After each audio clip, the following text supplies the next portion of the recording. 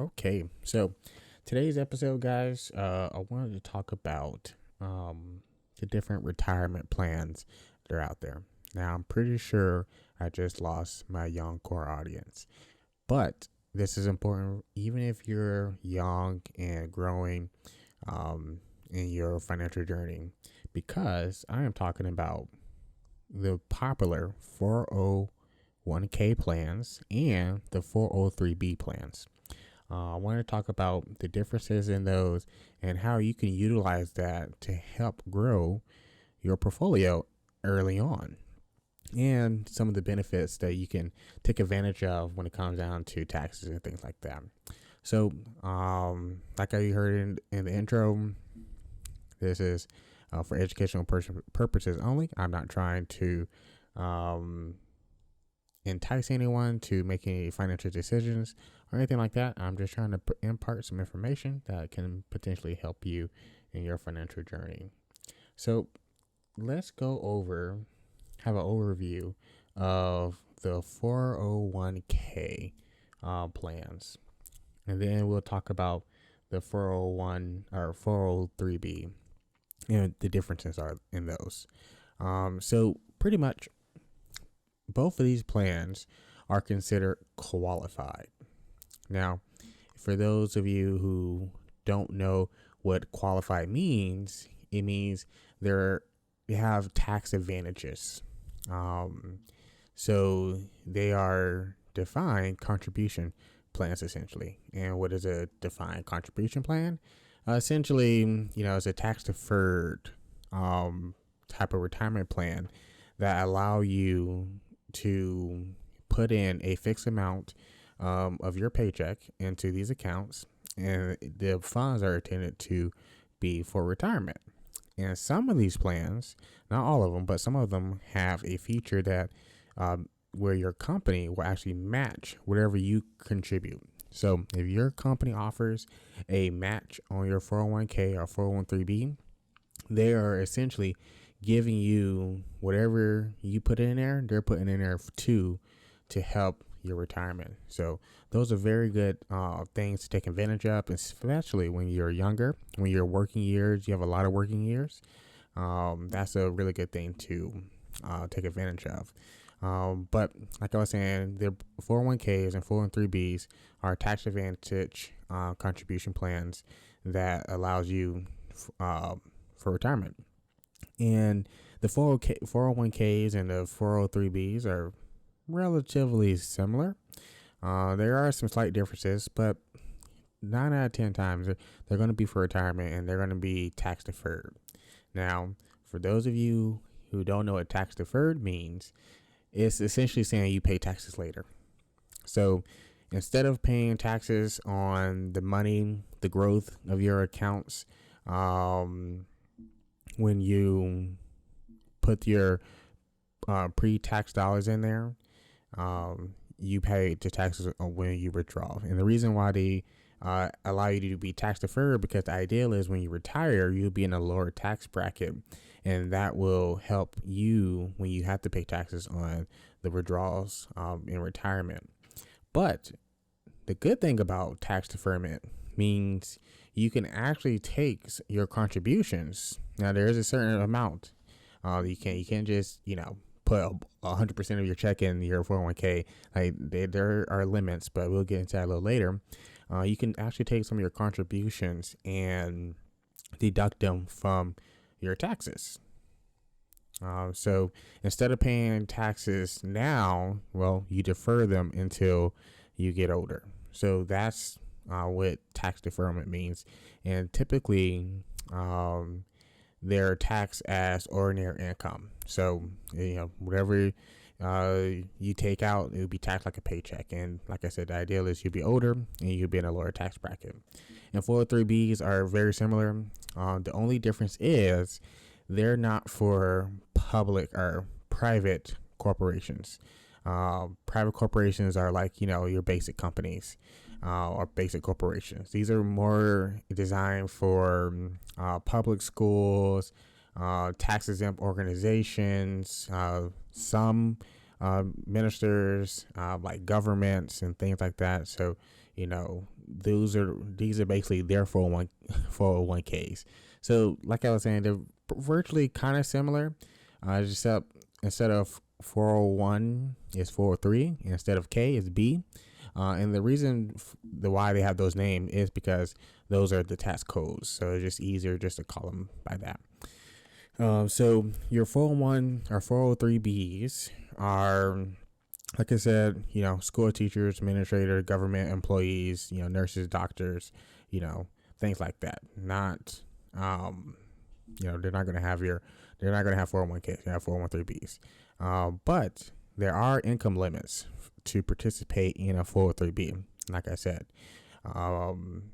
your income limits can't be more than the annual limit set by the IRS. And in 2022, that was $305,000. So if you made over $305,000, then you can't participate in that.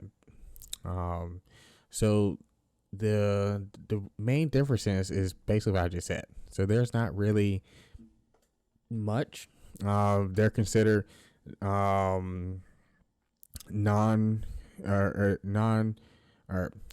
they are considered tax deferment. They can be employee sponsored. Like I said, some of them can be individual sponsored.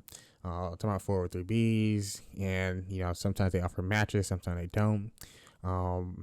But the main reason why, if you're offered a 401k plan or 403B plan, the main reason why you want to participate is, like I said, it's basically a retirement account that you can use for later on in life. I know a lot of younger people, they have 401ks, but they don't know what it is. And 401ks are a lot of times, and 403Bs are invested in the market. And some people don't know that, and some people do know that. But the ones who don't know that, yes, when you're participating in the 403Bs and the 401ks, you're participating in the market. So that's something that, when you are thinking about, when you get that paper that says, what you should invest in, you should really look at that, because if you don't, a lot of times your company will invest for you. But if you want more control over that, they have to give you options to invest in. So look over those. That's why it's important that even if you, some people say, well, why do I need a financial advisor? I'm not rich. Well, you need a financial advisor because if you have a 401k, you probably don't know that, hey, what the company that's managing your retirement, what they're investing in. So a financial advisor can look at that and see what exactly you are being invested in, and if it's best for you for your plans for retirement. And sometimes they might advise you, not all the time, sometimes they might advise you like, hey, instead of investing in a 401k, why not just invest in an individual retirement account, a IRA? And if you meet the income limits, then why not a Roth IRA? So those are important reasons why you would want a financial advisor, even if you're not wealthy, because it doesn't matter what you come through, you're going to need some money for something. And if you are working, you need to start having things in place so you can make sure you do exactly what you want to do for your retirement. So pretty much with 401ks, you can, invest in them. You can, have matching. And a lot of times I tell people too, some of my clients, if you have matching, you should really take advantage of that. So if my client, let's say, come to me and say that, hey, my employer wants to match whatever my contributions are for my 401k or 403b. And I say, well, how much are you put in there? And they say, well, I put in like 1%. So that means their employer is going to be putting in like 1% of their check. And so my thing is like, okay, can you maybe, you know, cut some stuff out? Can you, if you got a good job and you're not living paycheck to paycheck, can you maneuver some stuff around? That way you can contribute more to your 401k to the limit that your employer has. So sometimes they say, hey, we'll contribute up to like 5% or 3% or whatever you do. Then go up to that limit if you can. That way you're maxing out that avenue for your retirement. And a lot of times people don't know this too. In certain situations, you can utilize your 401k early or your retirement plan early. Like let's say you have a medical emergency or you get disabled, things like that. You can use your retirement early for things like that. And if you are maxing out your retirement accounts, your 401k, your 403b with the matching, now you're pretty much, limiting speeding up the time it takes to build a retirement portfolio. And also, you can also roll over those accounts to a retirement account, an individual retirement account if you wanted to. You don't necessarily have to, but you can. And sometimes you can roll the funds over into a Roth 401k plan, which is made with after-tax dollars. So you got to understand when you are rolling over qualified money. By the way, I should preface this: you can't just you can't take advantage of the tax deferment if you go with a Roth. So because Roths are made with after-tax dollars. So I just want to put that disclaimer out there. But there are things you can do to maneuver around, and that's why it's important to talk to a financial advisor or a financial planner, because they can find you the best avenue for you to go down when it comes down to your retirement. So 401ks and 403bs are, like I said, very simple things. They are basically retirement plans, and they're virtually the same. They're not 100% the same, but they're pretty close to being the same. If you get a check, they're going to take out money before you are taxed and put it in there. And then once you get to retirement age and you start taking money out, then you get taxed as ordinary income. Pretty simple. And if your company or your employer offers matching, meaning, whatever you put in there, whatever percent you put in there, they will match up to a certain percent, then you do the same. Or they do the same. So, that would be great for people who want to quickly, or I shouldn't say quickly, but they want to speed up their retirement. So keep that in mind. And I do want to talk a little bit about, I don't want to say the penalties and the rules of 401ks and 403bs. So there are retirement accounts. And right now, currently in 2023, the retirement age is 59 and a half. So if you're not 59 and a half, then withdrawing any money from your retirement accounts is subject to a 10% early withdrawal penalty in addition to income tax.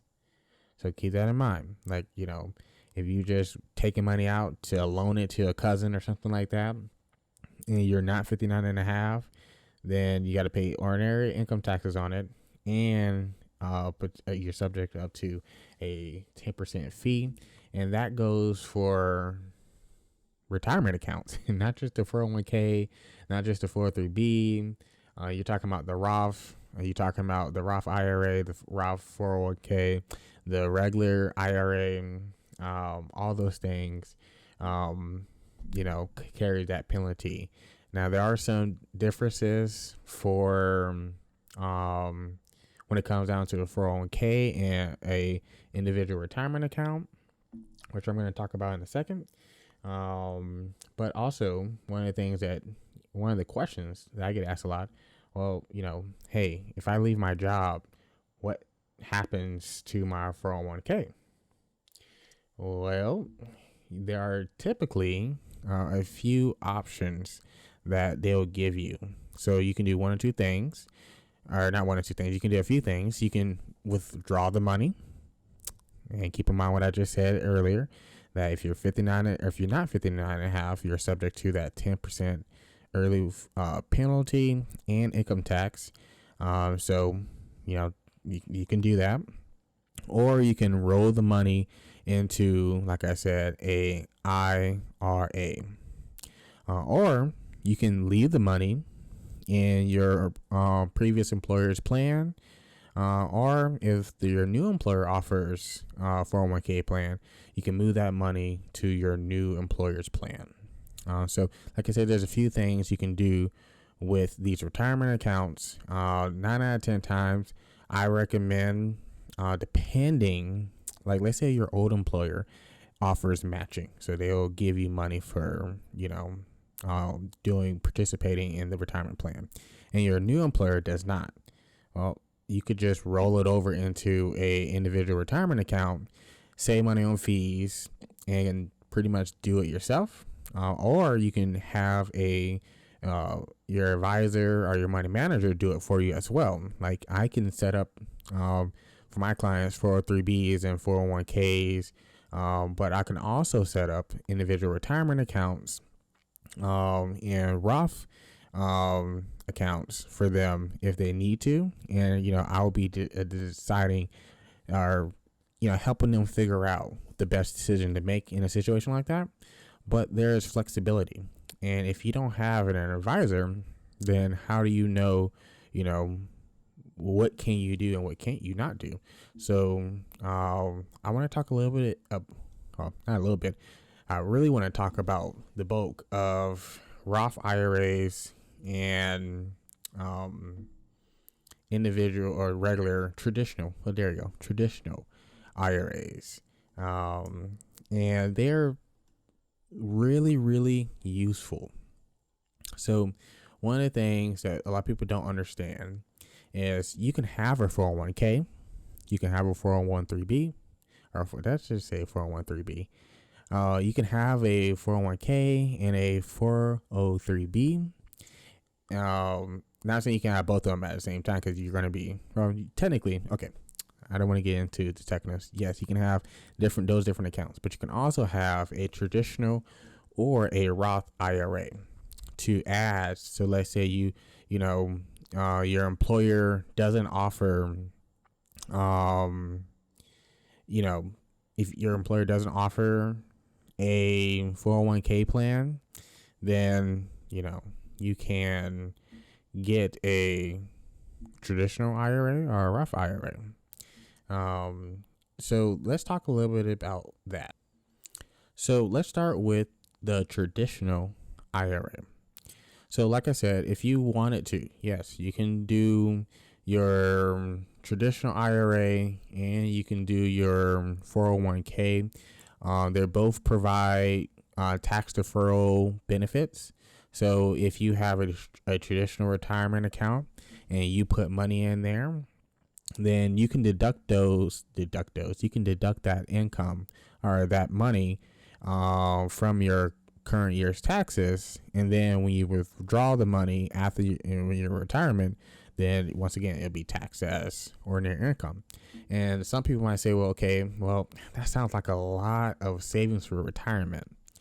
And it's important to start thinking about it, especially if you're getting offered the ability to save for it. And the reason being is people have been living a lot longer than normal. And what I mean by normal, I mean we're seeing people who live up to their 90s to 100, and as they're living longer, they're limited by what they can do for income. So the retirement accounts are really important, because let's say you're 65 and you retired at 60, and let's say 5 years into your retirement, you only save, let's say $50,000. And so that means if you only save $50,000, that means you only can live off of $10,000 a year. But you live until you're 70. And that's usually what happens to a lot of people who are don't take their retirement seriously. And then you start seeing them have to go back to work and things like that to, make ends meet. So keep in mind, when you're retired, you don't have any income unless you save for it.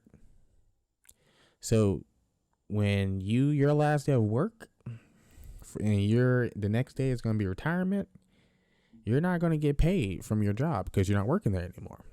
So whatever you saved up in your years of working is all you got to live off on. So a lot of people do have a 401k and a IRA because they want to build that savings.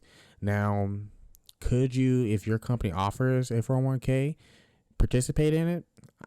I can't tell you, I can't make no recommendations because this is for educational purposes. But think about it.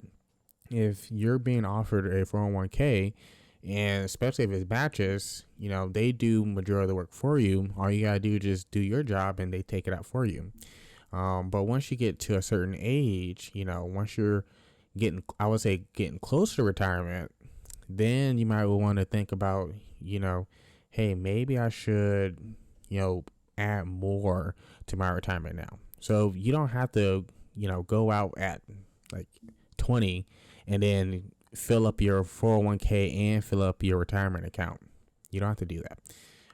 If your company offers a 401k, then that should be good for a little bit, or I should say a little bit. Should be good with the majority of your working years. And then talk to your advisor on when it's time for you to open up a individual retirement account. Talk to them and say, hey, I'm nearing 35, I'm nearing 40. I got a couple of kids. They're still young. By the time I retire, they're going to be still teenagers or whatever. I'm going to need something, and then your advisor can advise you. So like I said, a lot of people have the traditional IRAs and the Roth IRAs. But what is a Roth IRA? Like, okay, you said that a traditional IRA is investment, a retirement account, or an individual retirement account that you can use for investments and things like that. Then what is a Roth? So put simply, a Roth IRA is one of the most recommended things to a lot of clients, because you put money in there with after tax dollars. So you get your paycheck, they took their taxes out, and now this is money, after tax money. Like I said, they took the taxes out. Then you take whatever you feel comfortable with up to the income, or up to the limits that you can contribute, and you put that into your Roth IRA. And let's say you put it into some equities and they appreciate. So when you take your withdrawals in retirement, it is tax free. And not tax deferred, tax free. You don't pay no taxes on it. And the reason being is because you pay the taxes up front. So if you're young, and think about it like this, if you're young and you get a check, you see they take out taxes, and you take whatever is left over and put it into income or Roth, they're not going to tax you on that because they already taxed you on it. See what I'm saying? And the important thing about this is that means when you take your withdrawals, that is tax free. And remember what I said, you can invest in certain things, certain assets and things like that. And when they appreciate, so, that is something to really think about and talk to your advisors about. But we love Roths because why not? Now, because Roths are so good, there are limits. So as of right now, in 2023, when this podcast episode is being recorded, single filers, their income must be less than $153,000. So you must have, you know, less than, well, you should, if you're making 153,000, that's a lot. But you're basically, and by the way, that's off of the modified adjusted growth income. You probably see that on your taxes, they say AGI and things like that. So I should probably preface that. But yes, so if you have, a AGI of less than 153,000, then you can contribute. But contributes do start phasing out with a AGI of 138,000. So that's still pretty good for a single filer.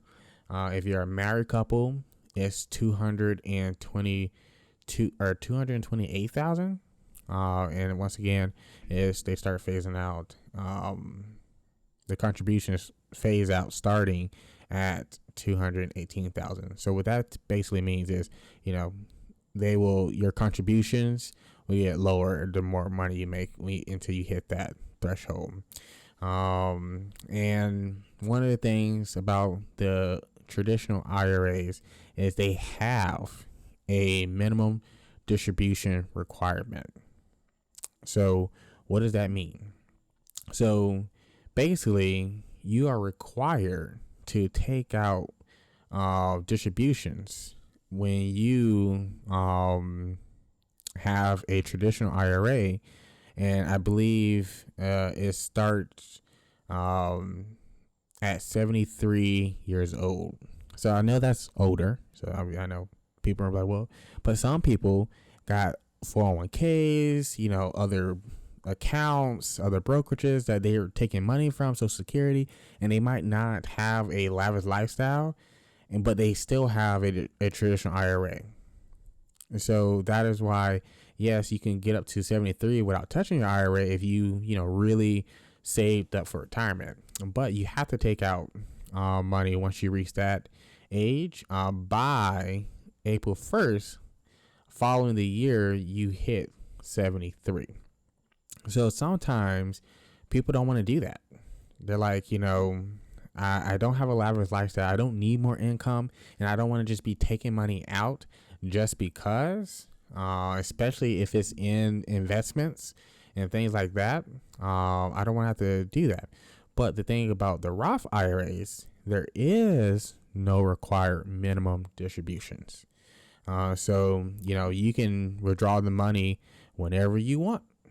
And that's great because, if you have beneficiaries who are on your Roth IRA, which, spoiler alert, you can have beneficiaries, meaning, if you are saving money up in these different accounts and you get to an age to where, you probably need to go into a home or something like that, assisted living home, and you want to leave your kids and your grandkids for something, well, a Roth IRA is nice because you don't have to take out their distributions.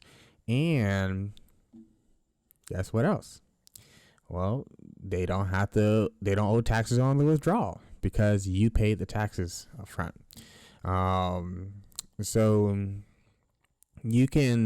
typically what happen is for your beneficiaries, though, that's why I said it's important to talk to your advisors. They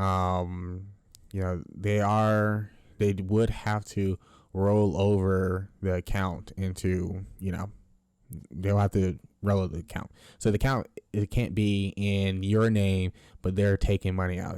So that's not how that works. But that is important because, if you're, want to transfer wealth, that's a big thing. It's ideal as a vehicle for that. So basically the key differences of a traditional and a Roth IRA is they provide generous tax breaks. And I know some people might be like, well, I pay my taxes. Well, no one's saying you don't pay your taxes because obviously if you're planning for retirement, you are financially wise and you are financially wise enough to pay your taxes. But that doesn't mean you can't take advantage of the things that are being offered to you because you worked so hard for however long you've been working up until your retirement. So this is more like a gift for you that, hey, you're about to retire, or you're going to be retiring eventually at some point in time, and you worked hard. We're going to ease that burden for you so you can, kick back, put your feet up, go buy a beach house or something, and sip mimosas and drink margaritas watching the sunset. So those are basically gifts to retirees. So it's important to understand that your 401ks, your 401(k)s, your Roth IRAs, and your traditional IRAs are really important tools for financial education and financial wealth. And I don't want to say financial wealth, but for living essentially is important part of your financial health. How about that? Financial health. I like that.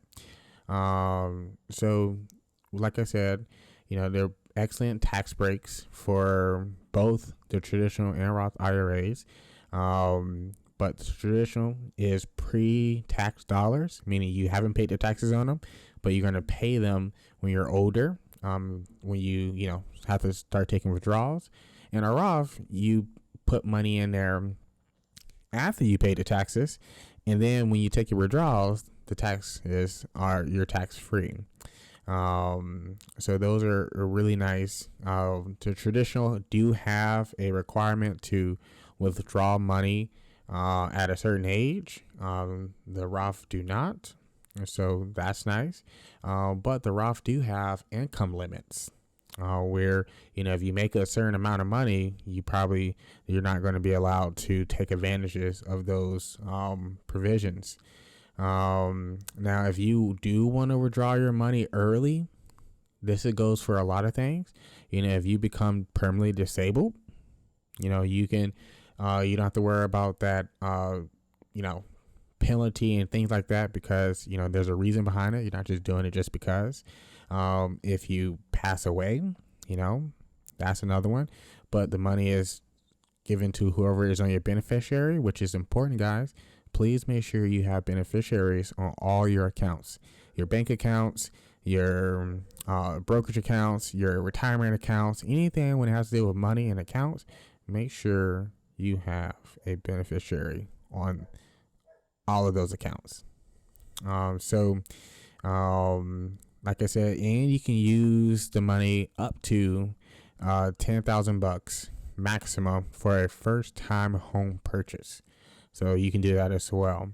But if you have the account less than 5 years, that's another thing.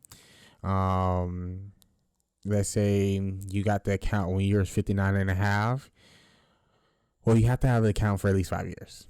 But let's say you did have it for 5 years, then you can take withdrawals and avoid those penalties when you're 59 and a half. Like I said, disability or financial hardships.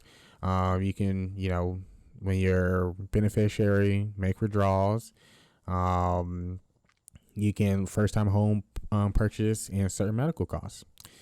So let's get down to the contribution limits. So as of right now, the 2023 contribution limits are $6,500 or $6,500, but they do give you a nice little gift if you're older and you're trying to play catch up. They actually call it the catch up provision, where you can put in an extra $1,000 a year. So this is $6,500 a year you can contribute to your Roth or your traditional. But if you're over 50, if you're 50 or older, you can contribute up to $7,500. So that's a nice little extra to kind of speed that along. And once again, because the Roth IRA and the traditional IRA are individual retirement accounts, they see them as individual retirement accounts. So if you have a Roth and a traditional, you can't put 65 and 65. So just keep that in mind. You can't put $6,500 or $6,500 in one and then get another one. And no, it's for all individual retirement accounts. And we're not talking about 401ks and 403bs. We're talking about individual retirement accounts. And there are income limits with the Roth. But anyone with earned income can contribute to a traditional. and it'll be on a tax deferred basis. So that's nice. There are no age limits on contributions. So if you want to start young, like 16, saving, you can start that. You got savers tax credit, which talk to your tax providers about it. I'm not a CPA or anything like that, so I don't know the tax code that well, but I know enough to know that these are great tools. With a Roth, there's no tax deductions, but you get tax-free earnings when you withdraw. Now with the traditional, there are tax deductions, but you pay ordinary income on withdrawals, so that's not terrible. And for Roth, contributions can be withdrawn anytime during the tax year, tax-free, penalty-free, if you have 5 years after your first contribution or you are 59 and a half. So that's nice. And your earnings withdrawals are tax-free too. With the traditional withdrawals, the penalty free, it starts at 59 and a half. So you got to wait until 59 and a half to withdraw, which is fine. There are no minimum distributions on the Roth, but they are on the traditional. So that's pretty much it. If you want, you can contribute to both as long as you meet those requirements. And remember, you can only contribute up to the max across all accounts, not just one and one. And also too, if you are married, that's a little thing that people don't know too. Let's say you're married, you can open up an account with your spouse or for your spouse and contribute too. So if your spouse is, stay-at-home mom or something like that, you can contribute for your spouse up to the contribution limits. But one of the things that people got to understand is, let's say that means you can contribute up to, I believe, $13,000. So even if you contribute up to $13,000, you can't contribute $10,000 to your Roth and then, $3,000 to her Roth. That's not how that works. It's still got to be within those limits. And if you're over 50, same thing, but you still got to be in those limits on each account. So even though you can provide for your spouse when it comes down to opening up them a retirement account, you still, once again, got to make sure you're within those limits, or else you're going to have to withdraw the money. Like they say you put in 10,000 and the limits are 65, you're going to have to withdraw money to get it back down to that 65. And like I said, this is over a tax year. So you don't have to put $6,500 immediately. You can just put $100 here, $50 there, and whatnot. And then you can self-direct it, or you can have your advisors direct it for you. So this has been a long one. So hopefully this makes sense and you guys gain some wisdom. And I'm really glad this is episode 8, I believe. I do have like topical episodes that I put out, but this is episode 8 of the actual show. So that's nice. And I appreciate it. I am slowly getting better. So I appreciate with all the mistakes and the and the, rambling sometimes. We're working at the kinks, and eventually we're going to have a product that will be extremely nice for everybody. So guys, I appreciate you coming along this journey with me about retirement. If you have any questions or any topics you want me to answer or talk about, feel free to hit me up on my social medias, on the WealthWise Show on Instagram, and on our YouTube channel, the WealthWise Show. And I know this is a bunch of episodes in, and there's no videos on. That's because I'm recording a lot of these episodes in batches, because they're typically, about certain things, not news events. And my background for my video equipment, anything like that, is coming in.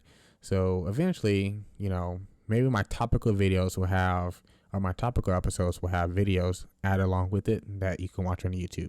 But as of right now on YouTube, It's just going to be audio only, but with our nice logo. So subscribe to our YouTube channel, follow us on Spotify or wherever you're listening to this podcast. Like, 5 stars it if you got some valuable information. And I appreciate all the support. And yeah, that's it. So that's going to be it, guys. I appreciate it. And I see you guys in the next one. Until next time, stay WealthWise.